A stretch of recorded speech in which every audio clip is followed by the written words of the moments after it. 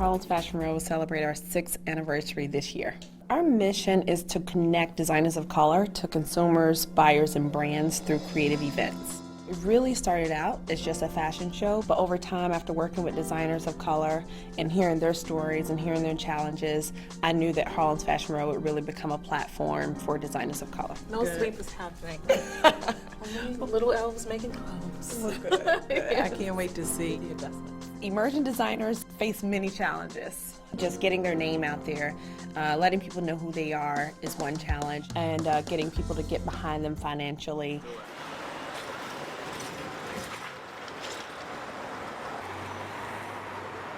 So what I'm going to do with you today is just go one by one, and I want to learn more about your brand, who your customer is, your price points, what are some of your top stores that you're looking to get into, what are some of your goals, what you're hoping to get from this experience, and then I'll take a look at some of your pieces. The goal is to select 8 designers for the show. So we're still meeting with designers, and I really, like your collection a lot. And I was, the goal is to kind of wait and to let you know how we're gonna move forward. All 8 designers will have an opportunity to present their vision and to present their collections to the world.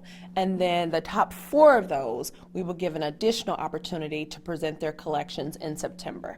When I look for designers for HFR, I look for what I call the heart of a designer. It's usually somebody who have sacrificed greatly to do this because they love it so much and they feel like it's their calling and it's their passion.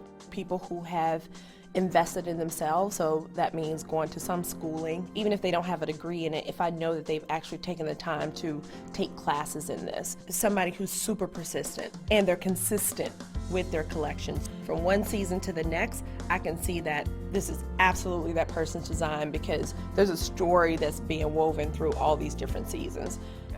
I would say I started designing probably about 6 years ago. Okay. I liked Barbies. So I used to collect Barbies and I started to make clothes on them. My sisters and stuff started to say you should make them life size. I went for merchandising. I was a fashion merchandising major. Primarily because I didn't know how to sketch or sew. So I didn't know I could be a designer. So I went in for the business behind fashion. So tell me again, where's your accent from? I was born in Zimbabwe, Okay. raised in London, moved to Boston, Atlanta, now I'm in New York. Everybody usually tries to figure it out. Oh, now I just heard the London. You mentioned who the Chantilly woman is. And I do think that she is me, basically, like this working woman who, is coming into her career, looking for something that makes that statement. I went to Catherine Gibbs for probably 2 weeks. It just kind of wasn't moving fast enough for me since I was so used to hands-on doing everything. And then I moved out of fashion for a while. I did that for 15 years, moved out of fashion for a while. 15 years? Yeah.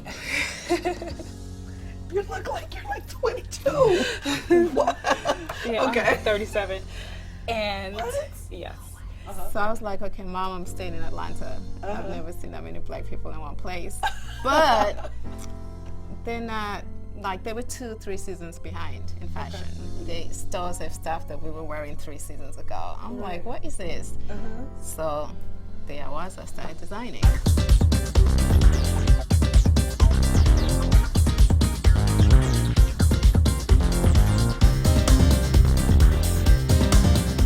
So that relationship absolutely carries on beyond the show. They can just pick up the phone and call me at any time. Once you've been a part of HFR, we're your family. The door is open.